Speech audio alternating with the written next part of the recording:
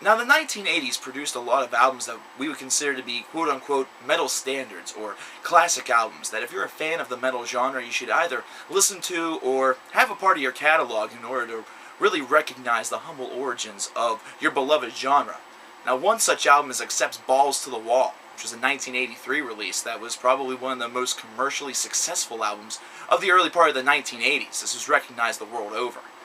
Now, more than 27 years later, Accept reunited with a little bit of a different lineup, a little bit of a lineup shift with Mark Tornillo at the vocal helm instead of Udo, in order to produce their latest opus. This was the first album in more than 14 years, and the first time that the band had been together live in roughly about 5, whenever they performed their final tour with Udo. Now, the name of this album is Blood of the Nations, and it was produced by Andy Sneap. And if you know Andy Sneap, this is a guy who doesn't fuck around whenever it comes to production. Something where he really enjoys a very crisp production, something where the sound is extremely dynamic and bold, something that you really like to hear whenever you're listening to one of these records, considering everything sounds a lot bigger. It sounds as though it was produced by, well, a pop producer or something like that. Everything is extremely clear. You don't get any of that 1980s volume shift or anything like that. Something that was even true in the 1990s as well. And the result of this is actually a pretty fantastic return to form. Now, a lot of people will love Accept's previous catalog, don't get me wrong, but there's a lot of people out there that will only enjoy some of the classics from the 1980s and then kind of feel that the band sort of lost touch. And there was a lot of internal conflict within the band, not to mention Udo was busy working on a solo career. That kind of caused a lot of disparaging opinions amongst the band themselves.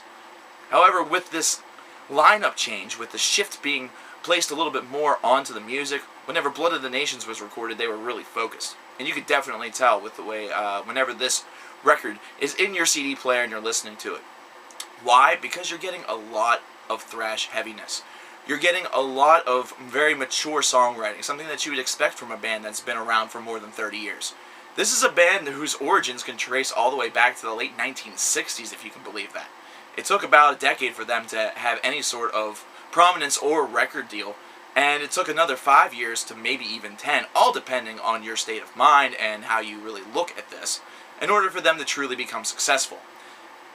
Now, Blood of the Nations is something that, while it is definitely helped by the production, it is also monumentally aided by the vocal performance of of the new vocalist, and that's something that really stood out for me. This is an album where the vocals are definitely a strength, but the music is definitely a very close second. Everything flows together very tight, and once again, this goes back to Andy Sneap's phenomenal production job. Whenever the very first song that I heard from this is not the single Teutonic Terror, but rather was a bonus track entitled Time Machine, and that blew me away, well, that should tell you something. Sometimes whenever you have a song that really kicks your ass, that's something that you put on the record. You don't just throw it on as a bonus track. Well, it's a bonus track, and it's fucking badass. This whole entire album really flows that way, though.